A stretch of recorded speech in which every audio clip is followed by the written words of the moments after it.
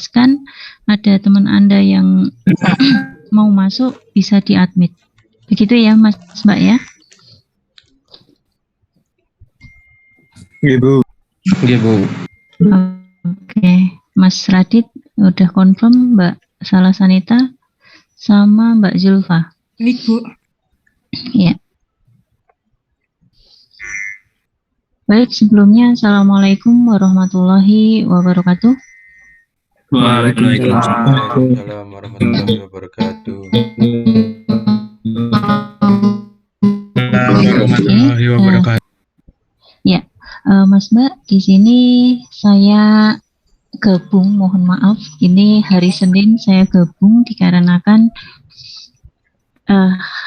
saat ini pun ini saya juga masih di sela-sela rapat ya, jadi rapatnya mulai jam 9 tadi dan sampai selesai itu sampai jam berapa kurang tahu, sampai nanti sore kurang lebih ya. Jadi makanya kelas FC itu juga saya ajukan di jam 11, yang kelas AD harusnya pagi tadi saya ajukan di jam 11 juga. Jadi saya izin untuk meninggalkan rapat hanya sekali gitu ya.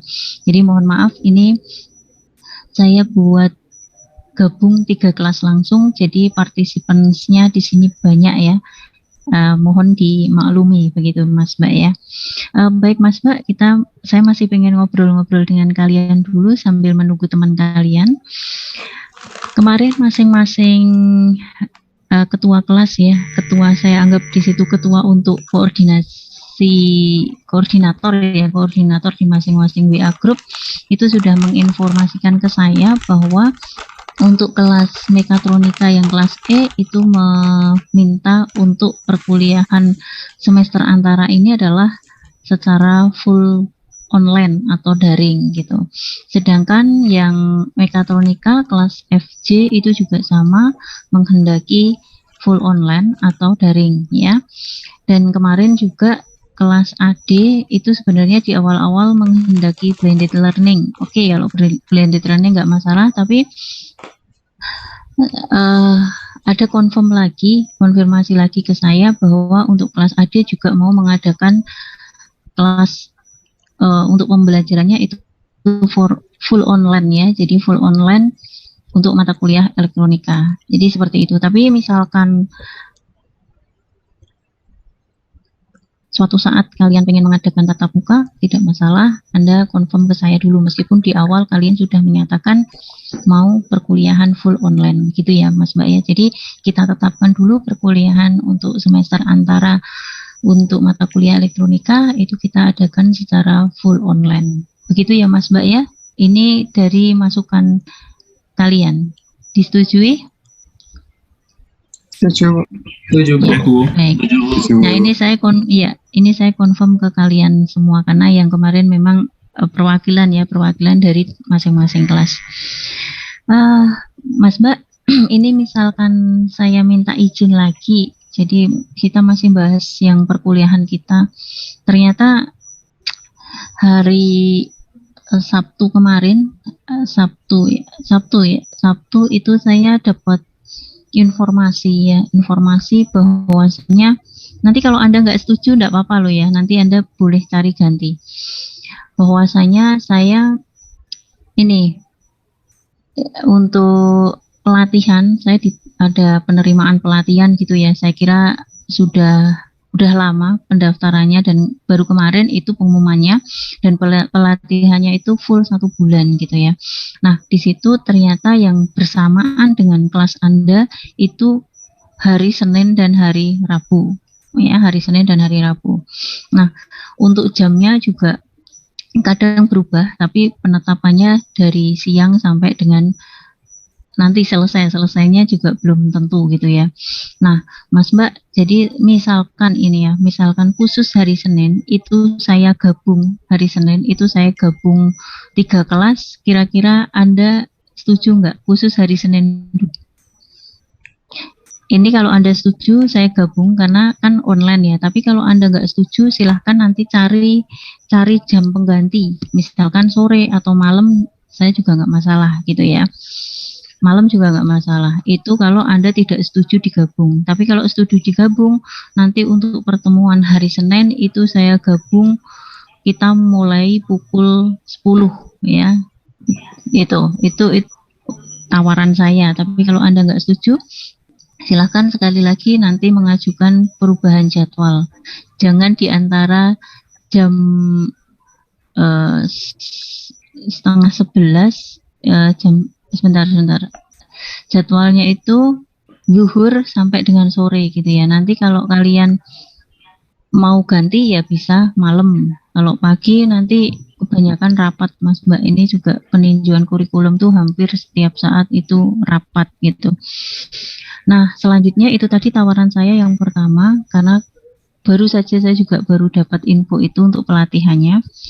Dan kemudian untuk hari Selasa saya adakan secara ini sesuai dengan kelas masing-masing jadwalnya. Kalau saya tidak ada kegiatan lain, maksudnya tidak ada rapat ya.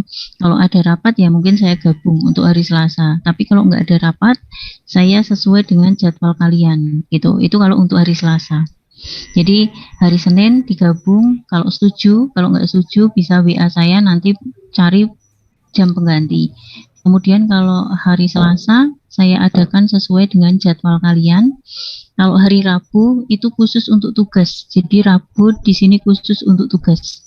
Jadi nanti setiap minggu itu mesti ada tugas di hari Rabu.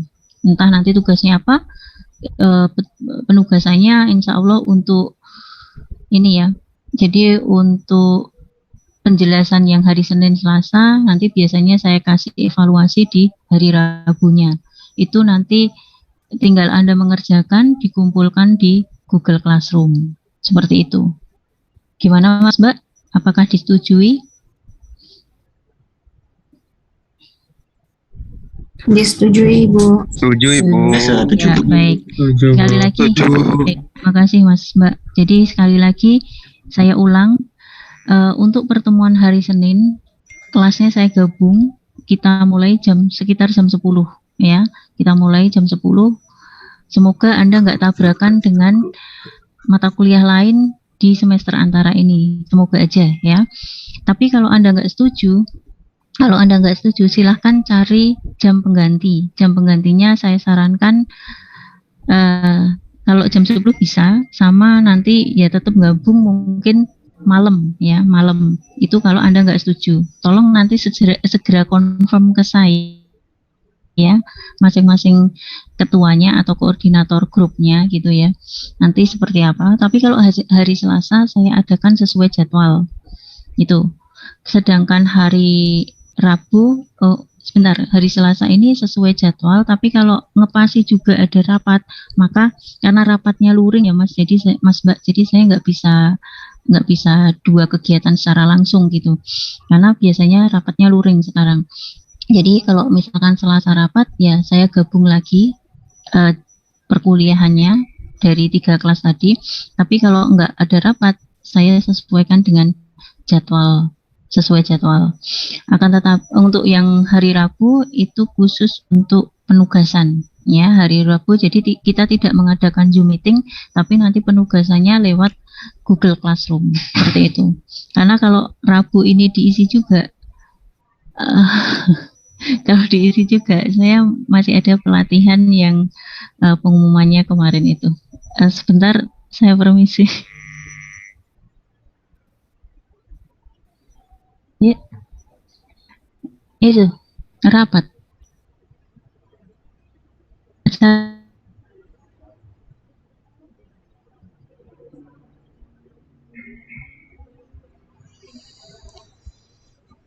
can't let you go. So far and so close, but don't know me better. I know.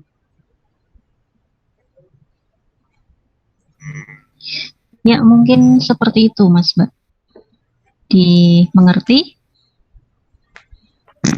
Mengerti Bu. Ya, terima kasih.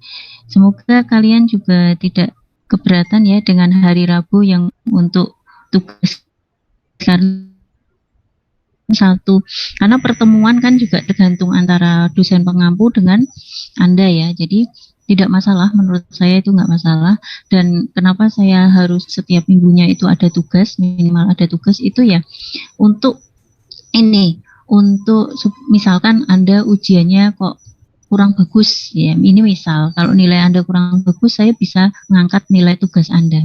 Tujuan saya itu, daripada saya hanya mengambil nilai dari UTS ataupun UAS saja. Kalau ternyata UTS atau UAS Anda itu jelek, ini misal, saya nggak berharap itu ya, itu nilai Anda langsung turun. Tapi kalau ada tugas, minimal saya bisa mengangkat nilai tugas kalian. Semoga dimengerti ya, karena kemarin saya juga dapat saran dari pengurus, ya diusahakan kalau bisa nanti dibantu untuk yang mahasiswa yang mengikuti semester antara ini, seperti itu. Gitu ya Mas Mbak ya, itu alasan saya kenapa di salah satu pertemuan kita dalam 1 minggu itu khusus ada yang untuk pengumpulan tugas. Oke. Nah, mungkin itu yang penting saya sampaikan di awal, karena juga ternyata ada jadwal-jadwal mendadak yang baru saya terima kemarin gitu ya. Jadi hari ini mulainya, tapi karena pembukaan maka mulainya nanti malam, sekitar nanti malam. Jadi enggak siang ini. Kalau siang ini malah repot lagi, ada beberapa kegiatan yang bersamaan. Oke, saya izin share screen, kita masuk ke materi ya.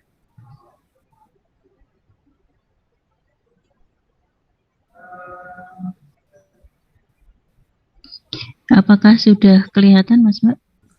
Sudah, Bu. Sudah ya. Ya, jadi sebelum saya masuk ke materi, kita review dulu, kita lihat dulu untuk RPS-nya. Suara saya kurang jelas atau sudah kedengaran? Sudah sangat jelas. Ya, terima kasih. Ya, jadi kita review dulu Mas Mbak di sini ya. Kita review bahwa untuk ini CPMK atau sub CPMK-nya untuk pertemuan pertama, kedua materinya apa aja. Nah, kita bisa cek dulu. Jadi biar kalian tahu. Sebentar saya record aja ya. Recording in progress. Ya, jadi seperti ini Mas Mbak, kita pertama akan membahas, meskipun ini pertemuan kedua, tapi kita fokus ke pokok bahasanya ini. Kita bahas bahan semikonduktor ya, bahan semikonduktor yang khususnya nanti kita akan bahas bahan semikonduktor yang jenis germanium sama silikon gitu. Jadi kita khusus kedua itu. Kenapa kita harus tahu untuk bahan semikonduktor itu seperti apa? Karena ini nanti untuk mengantarkan kalian supaya mengetahui gimana sambungan PN maupun PNP pada bahan atau komponen aktif ya, baik itu dioda maupun transistor ya. Nah, kita lanjut ke yang pertama dulu untuk bahan semikonduktor. Nah, ini adalah bahan semikonduktor. Nah, capaiannya sebenarnya ini teoritis ya Mas Mbak ya, teoritis. Jadi penjelasan mengenai pengantar teori atom dan bahan semikonduktor. Kenapa kita perlu sedikit untuk kalian tahu gimana teori atom? Karena ini nanti untuk menjelaskan ini elektron valensi yang ada di bahan germanium maupun yang silikon gitu. Nah, kita masuk atom dulu ya. Nah, kalian tahu bahwa di sini atom ini adalah elemen terkecil dari suatu bahan yang masih memiliki sifat kimia maupun fisika yang sama gitu ya. Dan yang perlu kalian ketahui bahwa atom itu terdiri dari tiga partikel dasar ya. Ada neutron, ada proton, dan juga ada elektron. Nah, dalam struktur atom sendiri, proton sama neutron itu dia akan membentuk sebuah inti atom yang kita tahu bahwa inti atom tersebut biasanya kita sebut dengan nukleus gitu ya, yang di sini dia bermuatan positif, sedangkan elektron-elektron yang bermuatan negatif itu mengelilingi inti atom. Dan di sini elektron-elektron itu tersusun atau dia berada di lapisan-lapisan atomnya. Jadi kalian perlu ketahui bahwa nanti ada yang namanya banyaknya orbitnya itu berapa. Nah, itu nanti kita akan pelajari di situ. Gitu ya. Selanjutnya yang perlu kalian ingat bahwa ini aja. Maksudnya yang perlu Anda ketahui di sini ada bagian-bagian atom ya. 3 partikel dasar atom, kemudian mana aja yang bermuatan negatif, mana yang bermuatan positif. Nah, seperti itu. Nah, selanjutnya di sini, nah ini ada beberapa contoh ya, contoh selain germanium sama silikon. Jadi untuk banyaknya lintasan orbit sendiri itu memang tergantung dari material dan jumlah elektronnya, ya. Nah, untuk jumlah elektron dalam tiap lintasan dari terdalam ya, maksudnya dari inti atom keluar itu ada aturannya, Mas Mbak. Jadi ada aturan dalam menentukan berapa jumlah elektron yang terdapat di masing-masing lintasan. Jadi di sini untuk aturannya sendiri ya, aturannya sendiri dia adalah 2 kalikan n pangkat atau 2 kali n kuadrat gitu ya. Jadi misalkan di orbit 1 atau lintasan 1, maka n-nya ini 1. Berarti 2 kalikan 1 kuadrat ya, hasilnya 2. Kemudian lintasan 2 ya, berarti n-nya 2. Berarti 2 kalikan 2 kuadrat atau 4 kalikan 2, ini 8. Lintasan ketiga dan seterusnya. Jadi pakai rumus ini 2 kali n kuadrat. Ini untuk jumlah elektron di dalam masing-masing lintasan ya, dari dalam sampai ke lintasan terluar. Nah, contohnya di sini ada bahan atom gas murni ya. Yang di sini saya contohkan ada argon, ada neon, ada krypton gitu ya. Nah, masing-masing dia mempunyai 18 elektron untuk argon, kemudian ada 10 elektron untuk neon dan 36 elektron untuk krypton.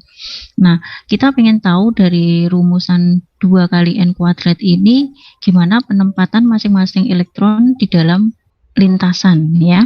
Lintasan. Nah, di sini kita lihat bahwa 18 itu ada lintasan yang pertama ada 2 elektron, lintasan kedua ada 8 elektron, dan sisanya, yang terakhir ini adalah sisanya, karena mungkin nggak bisa pas ya.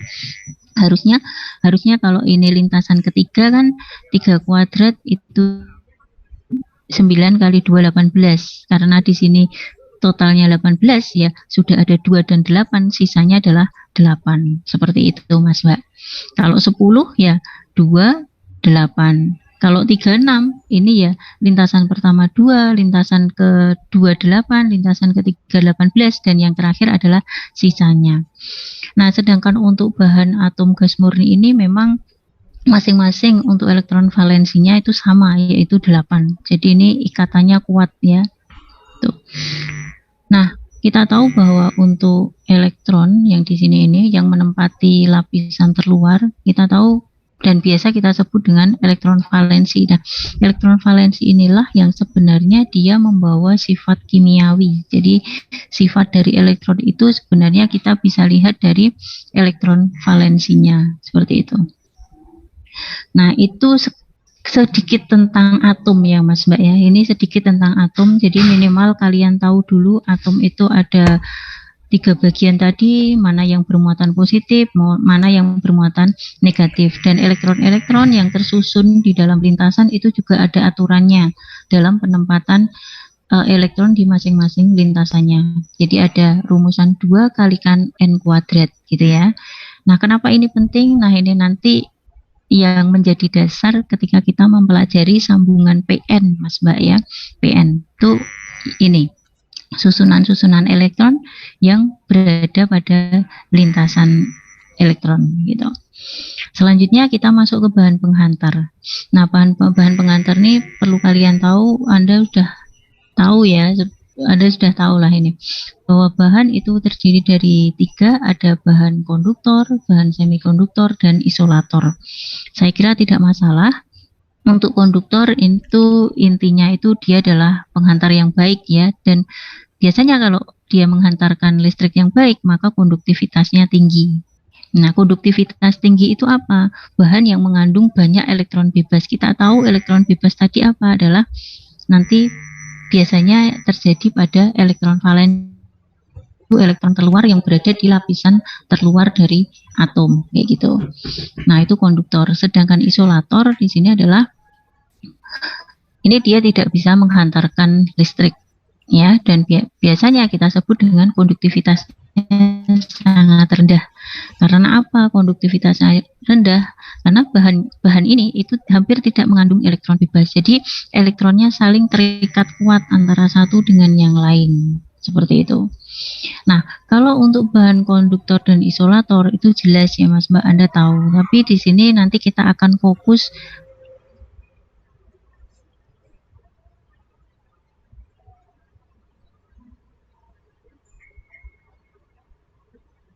gitu ya. Nah, setelah kalian sudah mengetahui bahan konduktor dan bahan isolator, kita masuk ke semikonduktor, yaitu inti dari yang akan kita pelajari. Jadi, bahan semikonduktor itu konduktivitasnya terletak di antara konduktor dan isolator, ya. Jadi, untuk konduktivitasnya itu terletak di antara bahan konduktor dan isolator. Itu untuk bahan semikonduktor. Maka bahan semikonduktor ini bisa dikatakan unik ya, unik dalam arti di sini dia bisa suatu saat pada suatu keadaan tertentu dia bisa bersifat isolator dan pada keadaan tertentu dia bisa bersifat sebagai konduktor. Maka bahan semikonduktor ini dijadikan salah satu bahan untuk menyusun komponen aktif yang nantinya kita pelajari, yaitu dioda transistor, kayak gitu ya. Nah, di sini untuk sifat-sifat kelistrikan baik itu konduktor dan isolator ini tidak mudah berubah ya, tidak mudah berubah oleh pengaruh baik itu temperatur, cahaya, medan magnet. Itu tidak mudah berubah ya. Sifat kelistrikannya tidak mudah berubah untuk konduktor dan isolator meskipun ada pengaruh temperatur, cahaya, medan magnet. Tetapi pada semikonduktor sifat-sifat tersebut sangat sensitif. Jika bahan semikonduktor ini dipengaruhi oleh temperatur, cahaya, atau medan magnet, nanti akan membuat sifat dari bahan semikonduktor tersebut berubah bisa menjadi lebih ke isolator ataupun sebaliknya lebih ke konduktor, seperti itu. Nah, kita nanti akan pelajari lebih lanjut ya. Nah, kita masuk ke bahan semikonduktor, lebih fokus ke bahan silikon dan germanium. Jadi bahan semikonduktor yang banyak digunakan nanti kita akan menggunakan Si dan Ge ya. Dan dalam perkembangannya sendiri silikon ini lebih banyak digunakan daripada germanium. Karena apa? Karena untuk bahan silikon ini sifatnya lebih stabil pada suhu tinggi. Jadi sebenarnya punya masing-masing bahan semikonduktor baik itu silikon dan germanium, dia mempunyai kelebihan dan kekurangannya masing-masing ya. Kelebihan dan kekurangan masing-masing. Untuk beberapa hal mungkin bagus dengan bahan germanium. Untuk tujuan tertentu mungkin bagus dengan menggunakan bahan yang silikon seperti itu. Tapi secara umum ya, secara umum itu kebanyakan digunakan yang bahan silikon karena di sini dia mempunyai sifat lebih stabil pada suhu-suhu tinggi gitu. Nah, dalam bentuk aslinya bahan semikonduktor murni ini bersifat hampir seperti isolator. Ya. Ini bahan semikonduktor murni ya. Murni itu sebenarnya sifatnya hampir seperti isolator pada suhu 0 mutlak atau min 273 derajat. Karena apa? Karena semua elektron valensinya itu terikat erat dengan inti atom. Jadi uniknya di sini bahwa bahan semikonduktor itu unik, yaitu tadi dia bisa menjadi bahan isolator maupun dia bersifat seperti konduktor dari ini pengaruhnya. Misalkan suhu tadi ya, suhu tadi juga akan mempengaruhi bahan semikonduktor tersebut akan lebih ke apa gitu ya Mas Mbak ya. Nah seperti itu. Jadi sekali lagi yang perlu kalian ketahui, sebentar tolong bisa di-admit ya teman-temannya ya. Itu tadi seperti ini ya. Pada saat ini suhu 0 mutlak untuk bahan semikonduktor itu hampir sifatnya hampir seperti bahan isolator. Nah, nanti mungkin akan saya tunjukkan untuk videonya kalau ada waktu.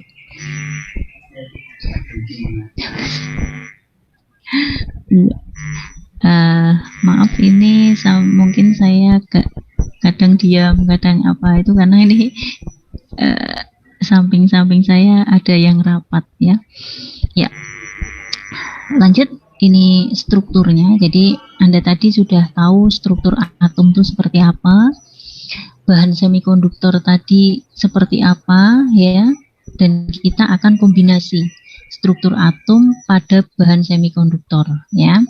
Tadi Anda mungkin Anda pengen mengetahui lagi bahan semikonduktor itu apa tuh? Ya enggak? Ya, bahan yang di sini sifatnya di antara bahan isolator dan konduktor gitu ya. Jadi unik, bisa menjadi isolator, bisa menjadi bahan sifatnya seperti konduktor. Nah, seperti itu. Nah, sekarang karena kalau kalian sudah mengetahui struktur atomnya tadi yang pernah kita bahas, kemudian kita bahas semikonduktor juga, maka kita akan mempelajari struktur atom dari bahan semikonduktor itu sendiri. Nah, jadi ini istilahnya bertahap ya untuk pembelajarannya, kayak cerita gitu, karena ini memang harus diceritakan dulu gitu. Nah, kita lanjut dulu ke yang pertama, kita lihat untuk bahan germanium. Nah, germanium di sini 32 elektron, dia mempunyai 32 elektron dan susunan masing-masing elektronnya di masing-masing lintasan adalah 2, 8, 18, 4 gitu ya. Sedangkan yang silikon ini adalah 14 elektron. Untuk yang pertama itu ada 2 elektron, lintasan yang kedua ada 8 elektron, dan lintasan yang ketiga itu ada 4 elektron. Dan kalau kita lihat, baik itu germanium maupun silikon, dia mempunyai elektron valensi yang sama, ya, elektron valensinya sama, yaitu 4, gitu ya. Jadi elektron yang menempati lapisan terluar, tadi kita tahu adalah elektron valensi, yang ini adalah yang membawa sifat kimiawinya. Kalau kita lihat dari struktur atomnya, ya, itu seperti ini Mas Mbak, struktur atom antara silikon dan germanium ya. Kalau kita lihat seperti ini, kita lihat bahwa germanium ada 32 elektron, ini untuk struktur atom yang germanium, sedangkan yang ini itu untuk yang struktur atom yang silikon ya. Ini jumlahnya ada 14, ini jumlah elektronnya ada 32. Nah, kalau kita lihat untuk elektron valensinya itu sama-sama dia mempunyai 4 elektron valensi.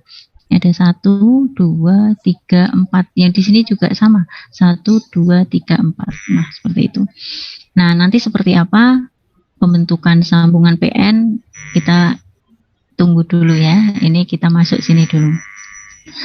Jadi untuk bahan semikonduktor ini ya, bahan semikonduktor nanti sebenarnya kita akan mengenal bahan semikonduktor murni dan semikonduktor tidak murni, atau biasa disebut dengan intrinsic semiconductor dan extrinsic semiconductor, seperti itu.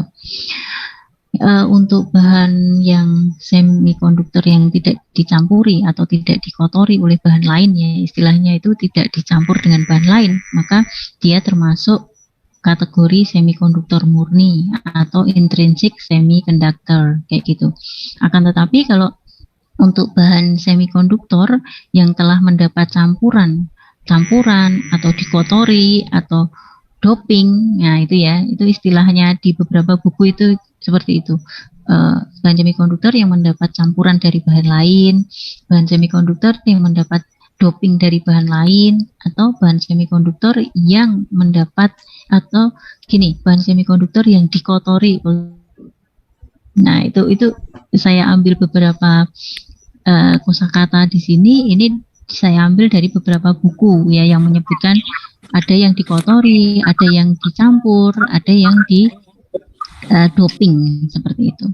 Nah, kalau bahan semikonduktor ini didoping campur dengan bahan lain gitu ya, maka dia disebut dengan bahan semikonduktor tidak murni atau biasa disebut dengan extrinsic semiconductor. Jadi kalian harus tahu dulu bahwa bahan semikonduktor itu dibagi menjadi dua lagi ya.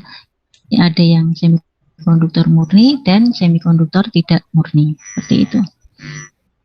Nah, selanjutnya, dan untuk macam-macam semikonduktor sendiri, tadi kan ada intrinsic semiconductor sama extrinsic semiconductor ya. Kalau untuk intrinsic semiconductor itu hanya ya itu aja, karena ya apa? Dia murni semiconductor karena tidak dicampuri oleh bahan lain. Sedangkan bahan semikonduktor yang tercampur atau dicampuri atau didoping dengan bahan lain itu dibagi menjadi dua lagi. Ada semiconductor tipe N, ada semiconductor tipe P. Gimana itu tipe N, gimana itu tipe P, nanti ada pembentukannya. Semiconductor tipe P itu seperti apa, semiconductor tipe N itu seperti apa, gitu ya. Jadi kalian harus tahu dulu bahwa macam-macam semikonduktor di sini ada intrinsic semiconductor, ada extrinsic semiconductor. Kalau intrinsic tadi dia tidak didoping dengan bahan lain, ya dia murni bahan semikonduktor. Tapi kalau extrinsic semiconductor di sini dia dikotori atau didoping dengan bahan lain. Akhirnya karena dia didoping dengan bahan lain, dibagi lagi, ada yang tipe N, ada yang tipe P. Nah, seperti itu. Nah, kalau kalian pengen tahu seperti apa bentuk dari silikon, bentuk dari germanium itu seperti apa ya, seperti dikatakan secara fisik ya. Secara fisik untuk bahan semikonduktor saya contohkan silikon gitu aja. Memang kan hampir mirip dengan bahan isolator ya. Nah, kayak gitu. Hampir secara physically itu dia hampir mirip seperti bahan isolator. Untuk bahan semikonduktornya itu mirip dengan bahan isolator. Nah, ini contoh dari bahan silikon maupun yang germanium ya. Biasanya kalau penulisannya itu Si ini ada 14. Ge itu 32, berarti dia mempunyai 14 elektron, sedangkan Ge dia mempunyai 32 elektron. Nah, itu. Nah, kita masuk dulu. Yang pertama masuk ke intrinsic semiconductor. Kalian udah tahu kan intrinsic tadi apa, extrinsic tadi apa? Kita bahas per detailnya satu-satu. Mas Mbak, sebenarnya apa yang saya sampaikan ini hanya simpulan ya, kesimpulan atau enggak secara detail saya sampaikan, hanya poin-poin penting aja yang saya sampaikan, karena kalau detail itu kalian baca bukunya itu untuk atom sendiri, bahan semikonduktor sendiri itu banyak sekali ya. Jadi ini hanya saya ambili yang sekiranya nanti menunjang untuk pembahasan atau penjelasan di komponen aktif tadi, kayak gitu. Nah, untuk intrinsic semiconductor kita masuk dulu di sini ya. Ini merupakan semikonduktor murni tanpa adanya bahan pengotor atau doping jelas ya. Kemudian contoh bahan semikonduktor murni ini adalah silikon dan germanium. Ini yang murni ya. Nah, kita tahu juga bahwa Se sama Ge itu dia mempunyai elektron valensi 4. Tadi sudah saya jelaskan di awal, elektron valensinya dia mempunyai 4 ya, sama.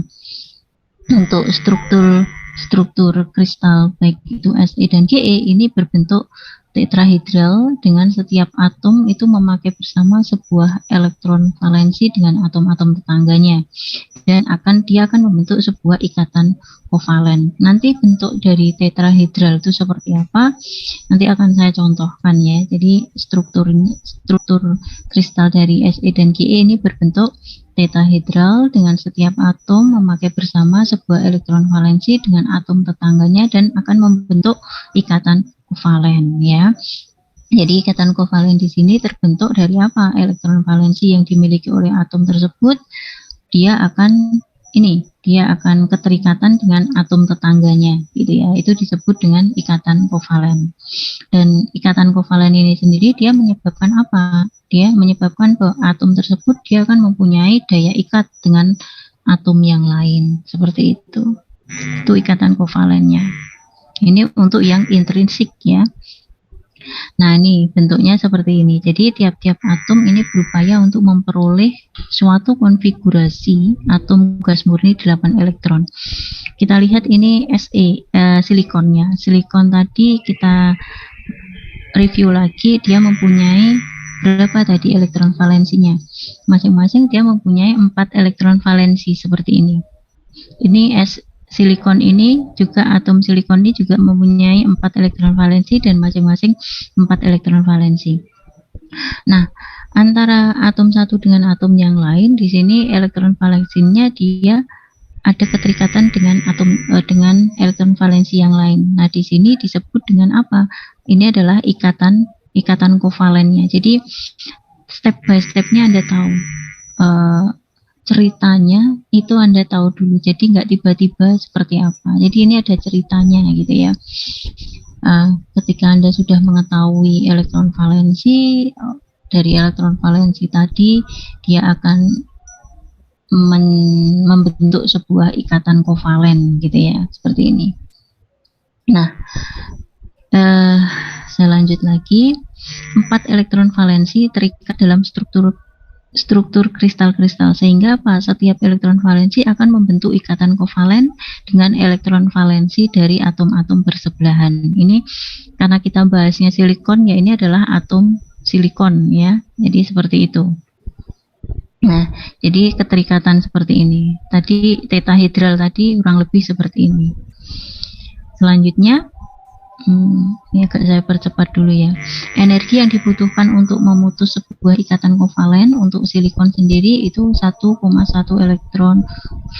elektrovolt ya, dan untuk Ge itu 0, jadi untuk ikatan kovalen ini ya, ikatan kovalen, untuk memutus ikatan kovalen tersebut masing-masing Si maupun Ge dia mempunyai aturan sendiri ya, berapa besar energi yang dibutuhkan untuk memutus ikatan kovalen.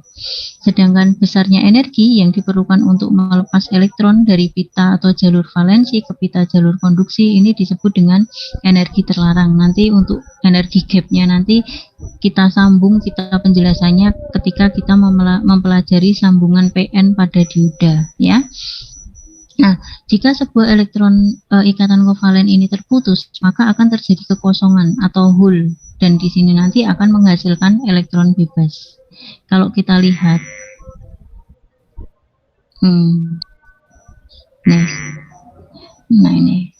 nah ini antara elektron satu dengan elektron yang lain yang dimiliki oleh masing-masing atom, itu kan terjadi ikatan kovalen. Nah, ikatan kovalen ini bisa kita putus dengan menggunakan energi. Energinya adalah ada yang 1,1 eV dan ada yang 0,7 eV. Nah, kalau misalkan ikatan kovalen ini terputus ya, maka dia akan terjadi apa? Akan terjadi kekosongan ya. Nah, ini jika sebuah ikatan kovalen ini terputus, maka akan terjadi kekosongan atau hole dan akan menghasilkan elektron bebas. Nah, pada hole ya, pada daerah hole akan terdapat kelebihan muatan positif, dan daerah yang ditempati elektron bebas mempunyai kelebihan muatan negatif. Kedua muatan inilah yang memberikan kontribusi adanya aliran listrik pada bahan semikonduktor. Nah, jadi gini Mas Mbak. Jadi jangan bingung dulu ya. Kita tahu bahwa adanya arus listrik. Arus listrik itu muncul, arus listrik itu ada. Itu kan adanya apa? Adanya aliran elektron kan. Kalau tidak ada aliran elektron, ya dia tidak ada aliran listrik. Gitu ya. Gitu. Itu Anda harus tahu dulu. Nah, kenapa tadi pada bahan isolator dia konduktivitasnya rendah? Karena apa? Dia konduktivitasnya rendah, berarti apa? Elektron bebasnya itu juga sedikit gitu. Sedangkan untuk bahan konduktor itu sebaliknya, dia terdapat banyak elektron bebas ya, elektron bebas. Nah, karena bahan konduktor itu mempunyai elektron bebas, banyak elektron bebasnya, maka dia konduktivitasnya bagus karena terdapat aliran elektron tadi, terdapat pergerakan elektron tadi. Nah, pergerakan elektron inilah yang menyebabkan timbulnya apa? Aliran arus listrik. Nah, seperti itu Mas Mbak. Jadi kalau cuma seperti ini aja, dia seperti sifatnya isolator karena tidak bergerak, dia hanya diem aja seperti itu, tidak ada pergerakan elektron antara elektron valensi 1 dengan ini yang ditampilkan hanya elektron valensinya ya, yang 4 itu ya. Jadi hanya keterikatan kuat kayak gini. Nah, maka ketika keterikatan kuat kayak gini, dia apa? Ya, dia hampir mirip dengan bahan isolator. Ya enggak? Ini bahan semikonduktor loh ya. Kalau seperti ini aja, ikatan ekovalennya kuat, dia seperti bahan isolator. Tapi ketika dikasih energi ya, energi misalkan Si tadi butuh 1,1 elektrovolt. Nah, di situ karena ditambah energi atau ya istilahnya dipanasi gitu aja, dipanasi. Maka apa? Ikatan kovalen ini akan lepas, akan putus. Kalau ikatan kovalen ini putus, maka apa? Akan terjadi pergerakan elektron. Nah, seperti itu loh Mas Mbak. Jadi, ketika dipanasi, maka bahan semikonduktor ini akan bersifat lebih ke konduktor. Nah, seperti itu, lebih ke konduktor. Jadi, yang di awal tadi yang perlu Anda ketahui bahwa bahan semikonduktor ini kenapa dikatakan unik, yaitu tadi, suatu saat pada kondisi tertentu dia bisa sebagai bahan isolator dan kondisi tertentu dia bisa menjadi bahan konduktor. Kalau isolator ya seperti ini aja tanpa kita kasih untuk ikatan-ikatannya, struktur kristal-kristalnya ini kita tidak tambah atau kita tidak diberikan energi tambahan, ya dia diem aja seperti itu, tidak ada elektron yang bergerak. Tapi ketika dikasih energi, ya energi tambahan atau mungkin kita katakan aja untuk mempermudah pemahaman Anda, kita panasi, maka apa? Maka ikatan kovalen ini akan lepas, akan putus. Kalau putus, maka elektron-elektronnya itu akan banyak elektron bebasnya, gitu loh ya. Jadi kalau ada pergerakan elektron bebasnya, maka apa? Bahan semikonduktor ini dia akan bersifat seperti konduktor, konduktivitasnya bagus, gitu loh ya. Nah, seperti itu Mas Mbak. Jadi kurang lebih seperti itu untuk penjelasan semikonduktor kenapa dikatakan unik tadi, gitu. Dan perlu kalian ketahui kalau kita belajar tentang bahan semikonduktor ya, atau khususnya bahan semikonduktor ini dia digunakan untuk membuat komponen aktif ya, komponen aktif. Nah, komponen aktif di sini salah satu syaratnya apa Mas Mbak? Coba misalkan dioda atau transistor, dia syaratnya untuk dia bisa bekerja apa? Dioda, contoh dioda aja. Izin menjawab, Bu. Mungkin syaratnya silakan. itu harus ada picuan gitu, Bu. Iya, ada picuan kan Mas? Ya enggak? Ada energi tambahan kan? Ada sumber daya dari luar untuk mengaktifkan komponen tersebut kan? Ya enggak? Iya, Bu. Iya, Bu. Misalkan silikon itu dia harus 0,7 untuk bahan silikon, misalkan dioda ya. Dioda, tegangan diodanya itu supaya dioda tersebut bisa bekerja, maka harus melewati 0,7 volt. Itu untuk tegangan dioda. Nah, seperti itu loh ya. Tapi kalau tegangan dioda ini cuma 0 untuk bahan silikon, saya bilang bahan silikon, cuma 0,1 meskipun di situ sudah ada tegangan, dia juga belum bisa mengaktifkan dioda tersebut. Dan dioda tersebut hanya seperti apa? Kalau kita balikan lagi ke bahan semikonduktor, dia seperti bahan isolator. Dia tidak bisa untuk menghantarkan. Nah, ketika dikasih bahan dioda ini dikasih energi, ya, energi minimal 0,7 volt tadi, maka dioda ini apa? Dioda ini bisa bekerja. Sama aja dengan saya balikkan ke penjelasan bahan semikonduktor ini. Bahan semikonduktor ini, yang dioda ini, ketika dikasih energi, ya, dikasih energi dari luar, apa? Ikatan kovalen ini dia akan putus.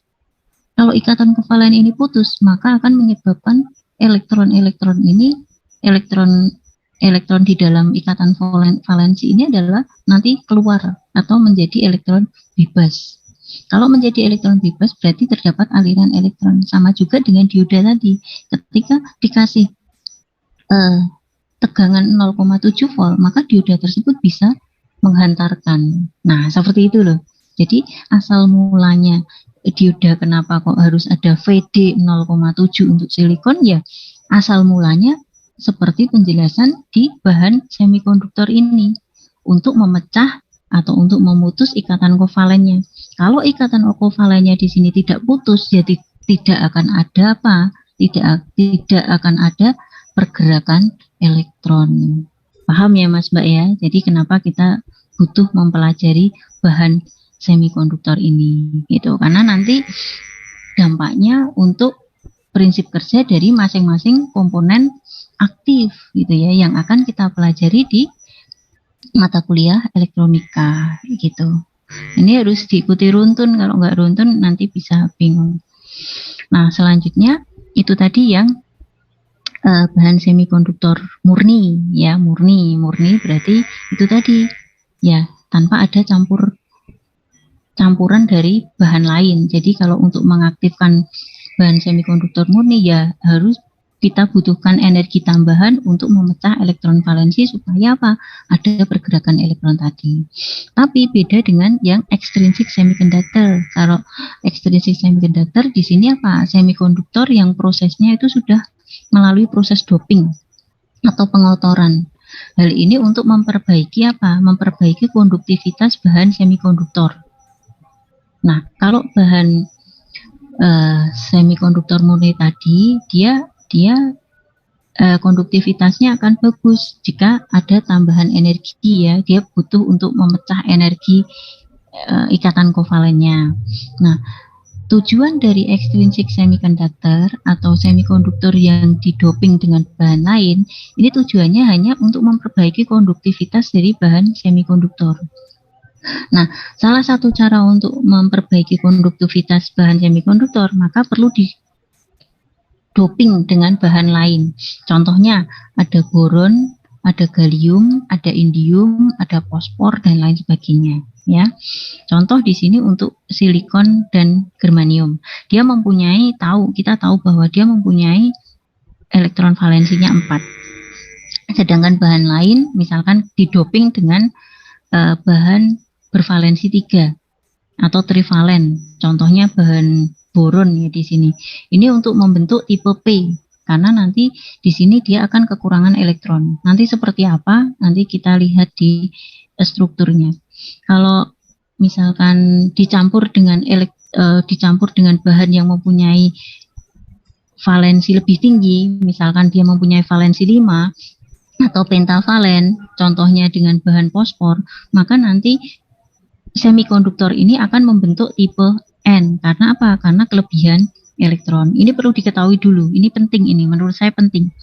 Jadi untuk silikon dan germanium kita tahu ya, saya ulang. Kenapa saya ulang-ulang tuh supaya kalian misalkan nggak belajar pun mengikuti perkuliahan ini, saya harapkan sudah bisa gitu loh ya. Jadi untuk silikon dan germanium itu kan kita tahu dia mempunyai 4 elektron valensi ya. Nah, karena kita mau membuat sebuah bahan semikonduktor ekstrinsik ya, atau bahan semikonduktor murni yang dikotori dengan bahan lain atau dengan didoping dengan bahan lain, maka kita harus tahu dulu dopingnya itu dia bervalensi berapa. Misalkan kita pakai bahan boron, dia mempunyai valensi 3. Kalau dia mempunyai valensi 3, boronnya itu 3, sedangkan elektron valensi silikon itu 4, berarti apa? 3 dan 4 kan? Di sini ada apa? Dia kan ada yang kekurangan elektron, ya, kekurangan elektron. Nanti bahan semikonduktor yang didoping dengan bahan boron ini dia akan bertipe P, ya, semikonduktor tipe P. Karena apa? Karena tadi yang Si 4 elektron valensinya, yang boron itu 3, berarti nanti ada kekurangan elektron di boronnya. Nah ini. Nah, sedangkan kalau nanti didoping dengan elektron dengan valensi yang lebih tinggi, misalkan 5, itu bahan fosfor ya, itu nanti akan membentuk semikonduktor tipe N karena ada kelebihan elektron. Nah, yang 5 tadi kan, berarti misalkan silikonnya 4, fosfornya 5, yang saling keterikat itu kan 4. Kan 1 ada sisa elektron 1 kan, ya enggak? Berarti ini dikatakan dia kelebihan elektron. Maka kalau kelebihan elektron dia ada dia termasuk tipe P. Tipe N, maaf, tipe N. Nah, semikonduktor tipe P ini dapat dibuat dengan menambahkan sejumlah kecil atom pengotor ya, atau yang mempunyai 3 elektron valensi. Tuh, tapi kalau yang N tadi bisa ditambah dengan atau dikotori dengan bahan lain yang dia mempunyai elektron valensi lebih tinggi, yaitu 5 gitu. Nah, di sini saat sebuah elektron trivalen menempati posisi atom silikon dalam kisi kristal, hanya 3 elektron valensi yang dapat membentuk ikatan kovalen atau membentuk ikatan kovalen lengkap. Dan otomatis di sini akan sisa 1 muatan positif dari atom silikon yang tidak berpasangan dengan elektron yang lain. Ini disebut dengan hole. Nah, material yang dihasilkan dari proses pengotoran ini itu disebut dengan semikonduktor tipe P. Nanti ada gambarnya. Nah, misalkan seperti ini. Nah, ini perhatikan. Ini bahan silikon yang dicampur dengan bahan boron. Silikon dia mempunyai 4 elektron valensi, sedangkan boron ini mempunyai 3 elektron valensi. Kalau dibuat kayak gini, dibentuk kristal kayak gini, dicampurkan kemudian membentuk kristal kayak gini, maka di sini ada hole. Hole itu lebih bermuatan positif. Kalau elektron valensi ini, yang hitam-hitam ini bermuatan negatif, sedangkan hole ini lebih bermuatan positif. Maka di sini akan ada hole, ya, ada hole. Nah, karena ada hole, karena hole ini adalah dia lebih ke hole di sini dia lebih bermuatan positif,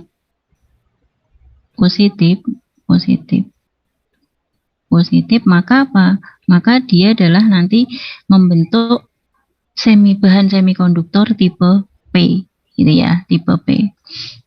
Nah, sedangkan nanti untuk semikonduktor tipe N ini dia akan gini Mas Mbak, bahan silikon nanti akan dikotori atau akan didoping dengan bahan lain yang dia mempunyai elektron valensi lebih tinggi, yaitu contohnya fosfor ya, dia mempunyai 5 elektron valensi. Nah, kenapa dikatakan semikonduktor tipe N? Nah, karena di sini saat sebuah atom pentavalen menempati posisi atom silikon dalam kisi kristal, hanya 4 elektron valensi yang dapat membentuk ikatan kovalen. Dan akan terdapat 1 sisa elektron yang tidak berpasangan. Nah, sedangkan di sini dengan adanya energi panas yang kecil saja, sisa elektron ini akan menjadi elektron bebas dan siap menjadi pembawa muatan dalam proses hantaran listrik. Disebut tipe N karena apa? Dia menghasilkan pembawa muatan negatif dari kristal yang netral. Nah, ini contohnya. Ini bahan silikon yang dicampur dengan bahan antimoni, bisa fosfor ya, sama dia mempunyai 5 elektron valensi.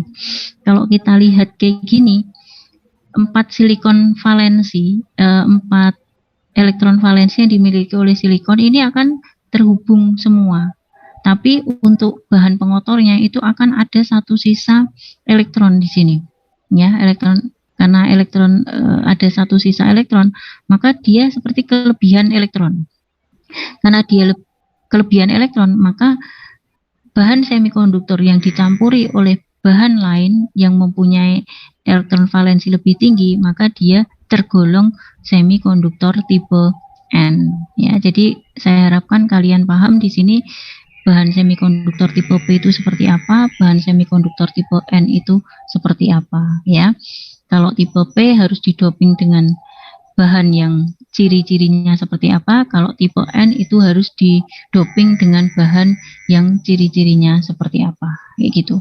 Nah, untuk memahami ini akan saya jelaskan, akan saya perlihatkan ini dulu. Bahan semikonduktor dulu. Sebentar.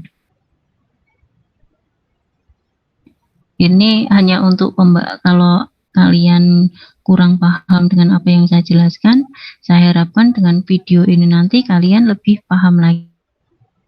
Ya. Hmm, bentar.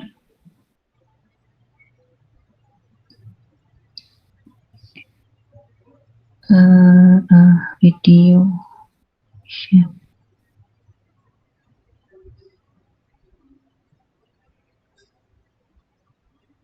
Bentar.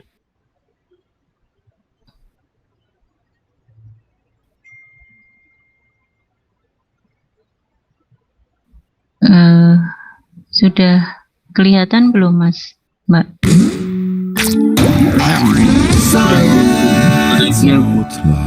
Sudah?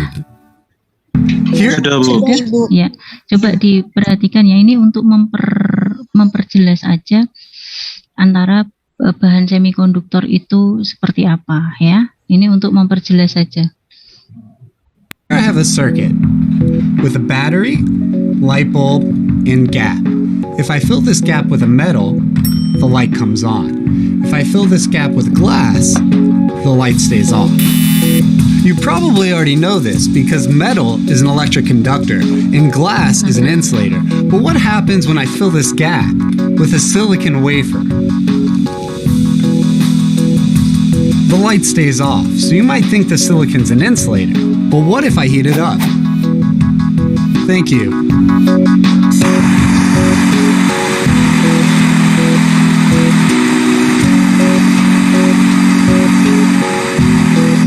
It lights up.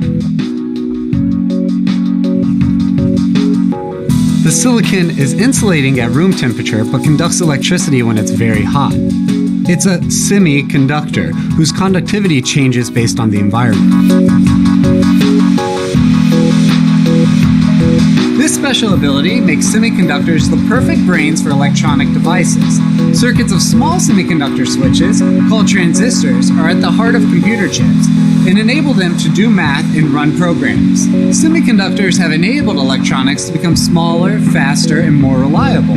But what is it exactly about these semiconductors that allow them to either conduct or insulate? In a single atom, electrons can occupy specific energy levels. When multiple atoms bond, the electrons are shared between them. But because the atoms are now interacting, the energy levels shift around. In a solid, trillions and trillions of atoms interact with each other. Their individual energy levels smear into energy bands. For a material to conduct, the electrons must be able to jump from lower energy states to higher ones. The spacing of these energy levels and how they're filled with electrons determines if the material is a conductor, insulator, or semiconductor. If there's a huge gap between the lower energy levels and the higher ones, it's hard for electrons to jump to the higher ones, so current can't flow, and it's an insulator like this glass.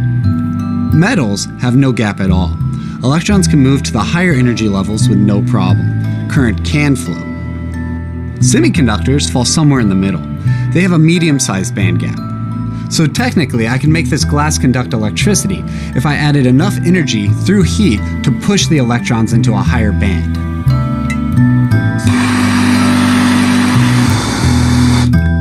But that amount of heat would either melt or break the glass before it actually conducts. This is true of most insulators. The amount of energy needed to make them conduct is just too high. But in a semiconductor, the band gap is small enough that electrons can jump into the higher energy band so that current can flow. The amount of heat we apply determines how many electrons jump into the higher band and how much current flows. And heat isn't the only way to change the conductivity in a semiconductor. We can also use light, electric currents, and in a computer, electric fields. As I've said, computers are made up of semiconductor switches called transistors that switch between conducting and insulating. Computers use electric fields because heat is slow and would burn too much energy. We can turn this wafer into a computer chip by printing a circuit of transistors on it using a process called photolithography. Here, in the photo room, we cover the wafer with a light-sensitive material and expose it to light that we shine through a patterned mask. Then, we develop the wafer, like film and photography, which leaves behind a pattern that becomes the circuit. Printing the transistors at once lets you make circuits that are smaller and cheaper than if you built them from individual parts. Transistors make up the logic elements, the memory components, and the communication modules that let computers talk to each other. With semiconductors, you can cheaply add transistors to almost any device you can think of, from spaceships to servers to maybe even your toaster. Semiconductors have enabled the technological revolution, the internet, the computer, and the cell phone. No semiconductors, no information age. I'm Jamie, and thanks for watching this episode of Science Out Loud. Be sure to check out some of our other videos, including mine, on how...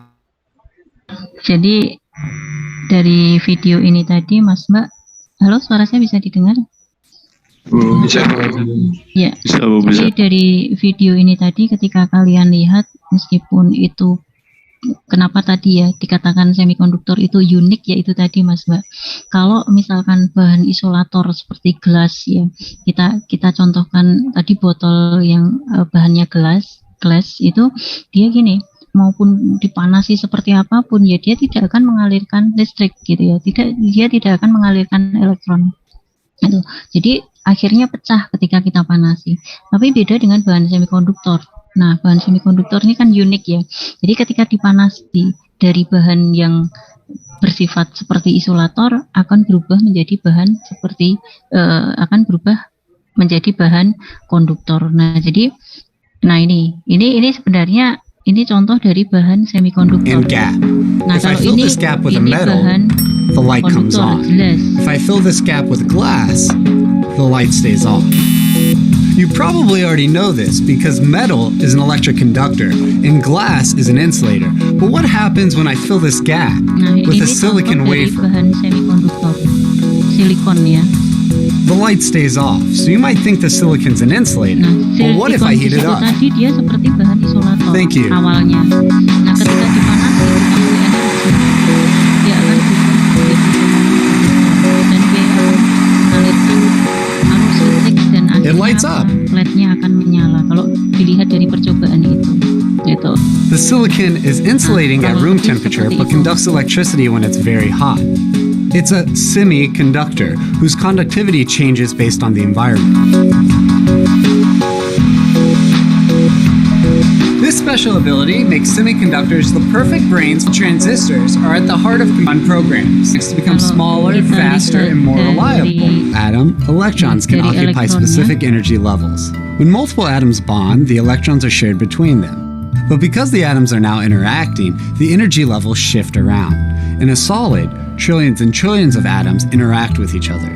Their individual energy levels smear into energy bands.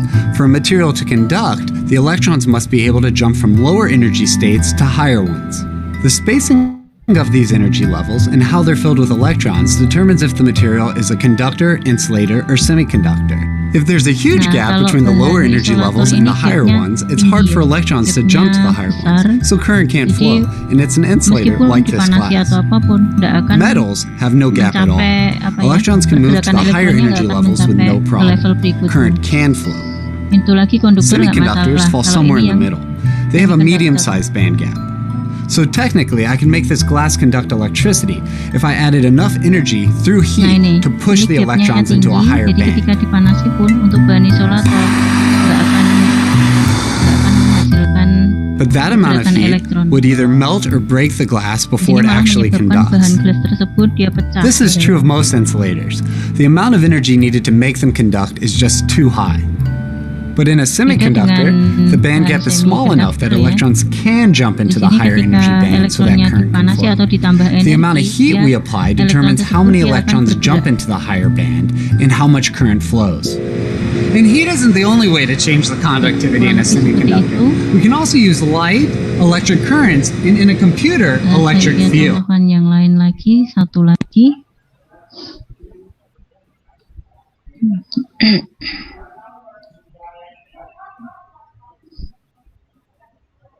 Untuk bahan semiconductor.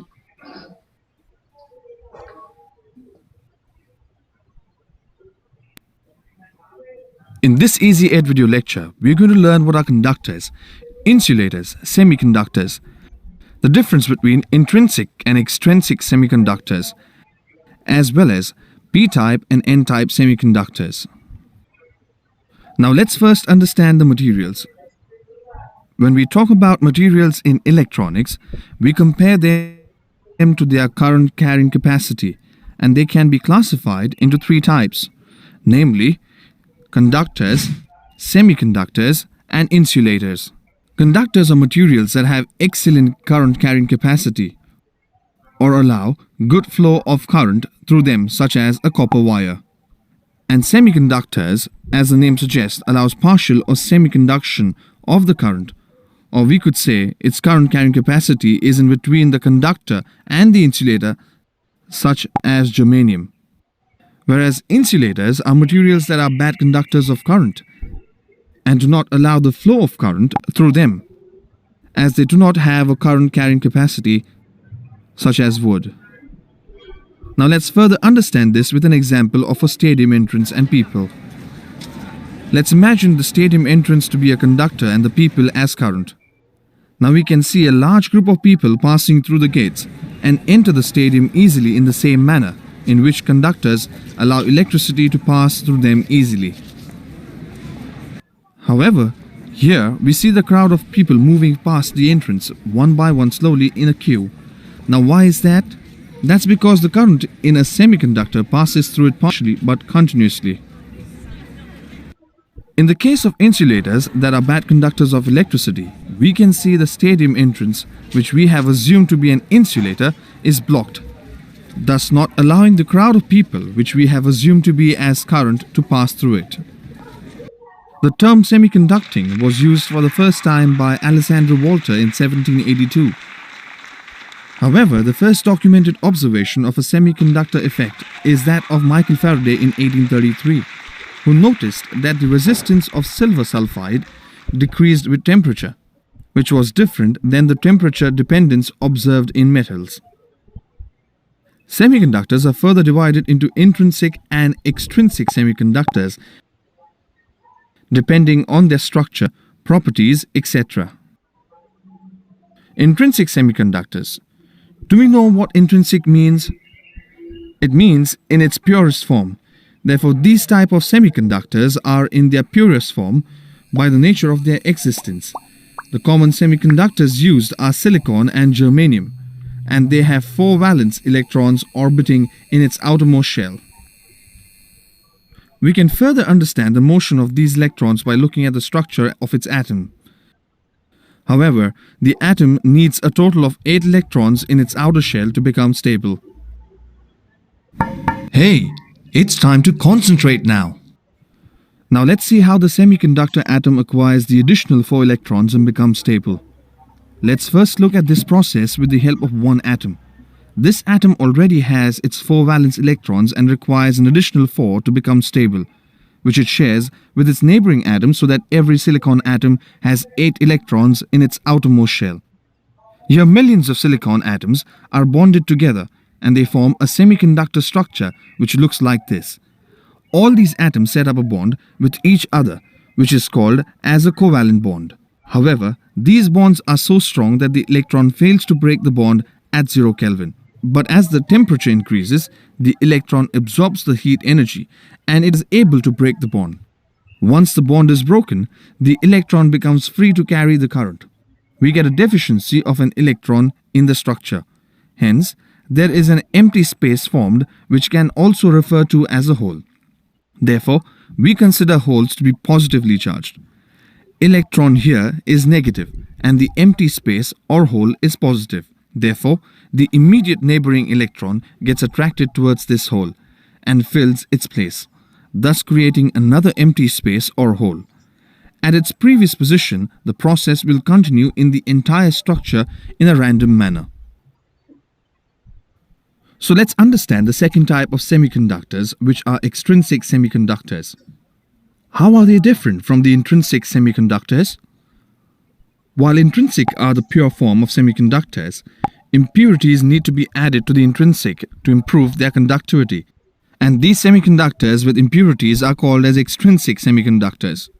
Extrinsic semiconductors are further subdivided into p-type or trivalent and n-type or pentavalent. As we can see, we have 3 electrons orbiting in the outermost shell of the atom. It is called as trivalent. And in the other atom, we have 5 electrons orbiting, hence it is called as pentavalent. The common examples of trivalent are boron, gallium, and indium, and that of pentavalent are phosphorus, arsenic, and antimony. Seriously, pay attention. This is important. The process of adding these impurities to the intrinsic semiconductors is called as doping, and the impurities that improve the conductivity of these semiconductors are called as dopants. In case of trivalent, 3 electrons of boron will form 3 bonds with silicon, and in the 4th bond of silicon, there will be one empty space or hole, and as seen previously, the immediate neighboring electron will be attracted towards the hole, thus creating another empty space in its previous location. Simultaneously, the electrons of the silicon atoms attain thermal energy and keep breaking the covalent bonds at room temperature, thus creating further free electrons, and this movement will go on in the same manner. Therefore, the number of holes generated in this structure dominate over the electrons. Hence, this structure is called as a p-type semiconductor. Now let's look at the second type of extrinsic semiconductor, the n-type or pentavalent semiconductor. In this, the atomic structure of the n-type or pentavalent semiconductor will have 5 electrons in the outermost shell. As silicon requires only 4 additional electrons to attain stability, in pentavalent atom, we have 1 extra electron as the valence electron.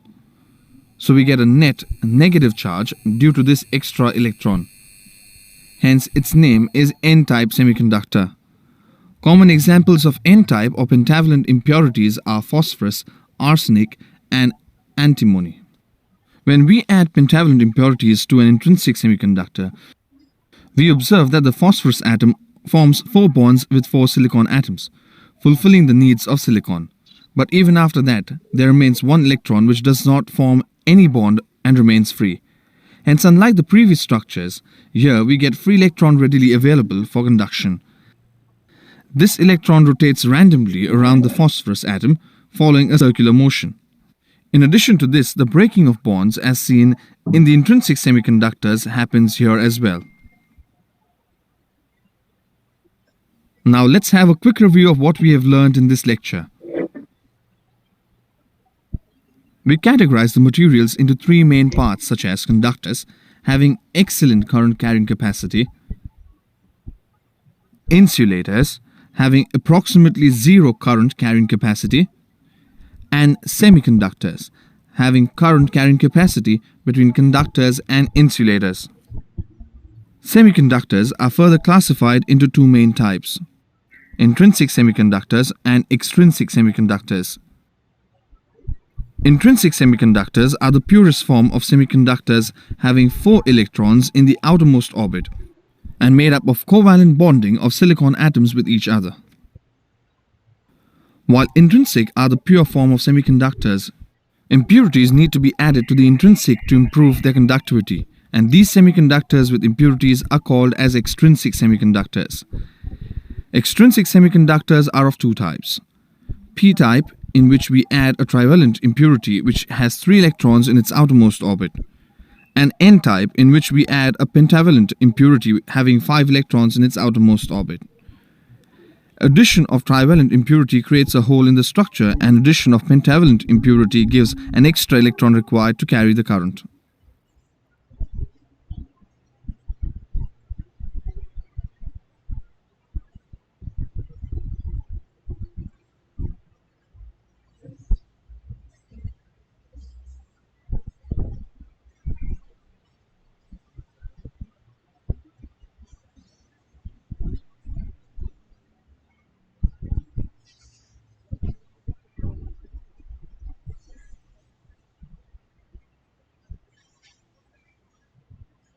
Recording stopped.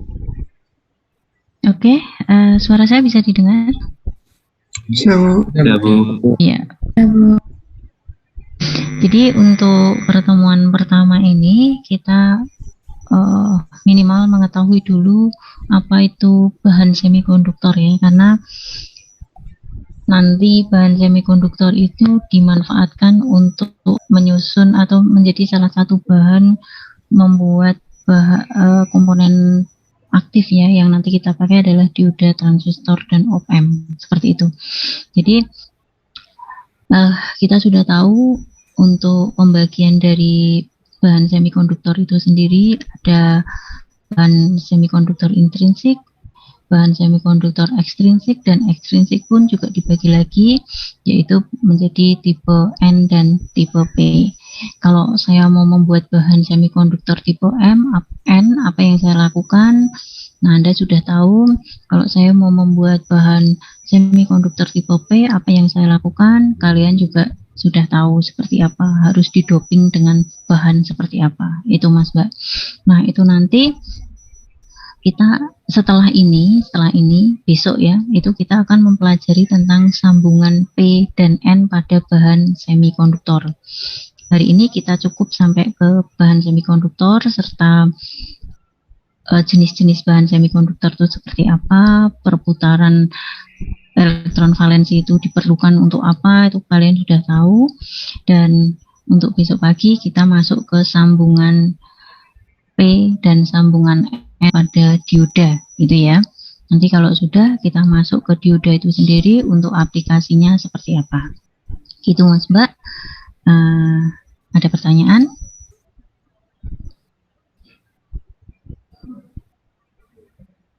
Nah, sambil saya menunggu kalian, saya record dulu sebentar. Bentar.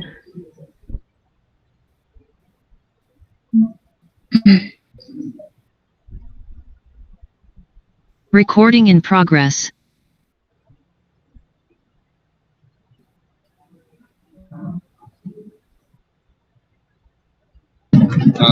Permisi Bu, izin bertanya. Ya, silakan. Saya Valen Bu. Buat pengumpulan, kalau ada tugas sama mau melihat review materinya, kita pakai Bismart apa Google Classroom atau hanya grup WA ya Bu? Iya. Terima kasih.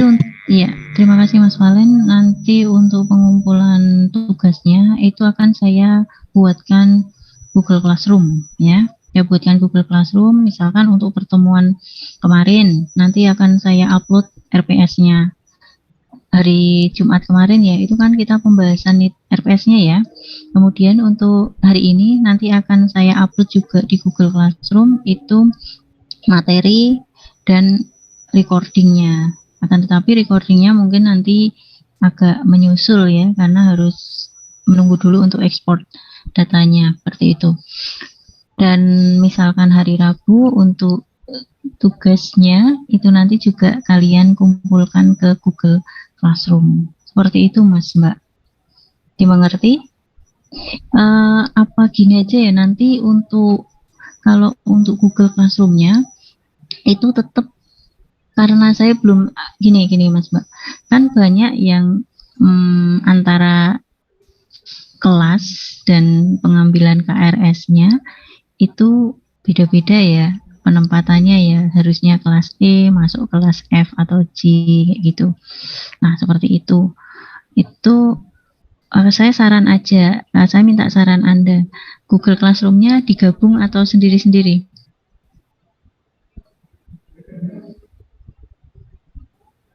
Halo?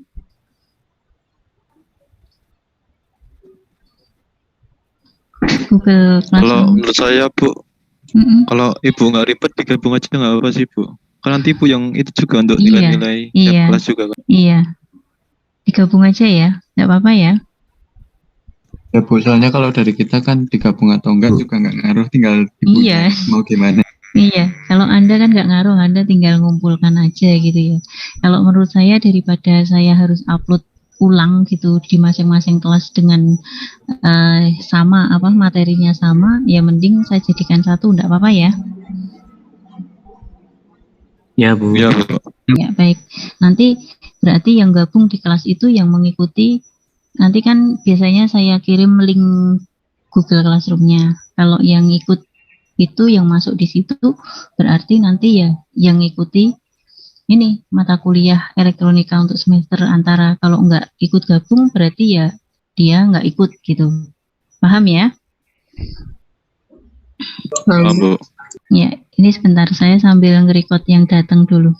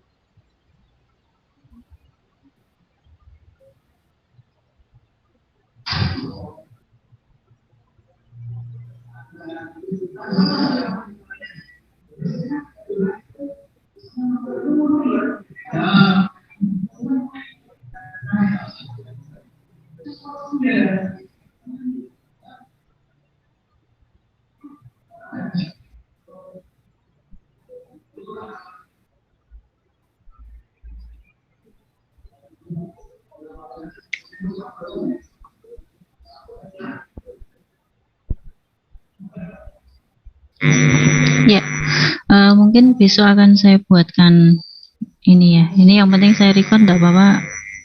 Karena kalau dari Zoom meeting itu kadang Anda keluar masuk lagi itu agak konversinya. Recording stopped. Ya, terima kasih Mas Mbak untuk pertemuan hari ini. Kita lanjut besok pagi ya. Besok pagi kita lanjutkan. Untuk sekali lagi jawaban saya tadi nanti saya buatkan Google Classroom, tapi mungkin agak nanti ya, karena saya mau lanjut mau lanjut rapat dulu gitu. Nanti saya buatkan.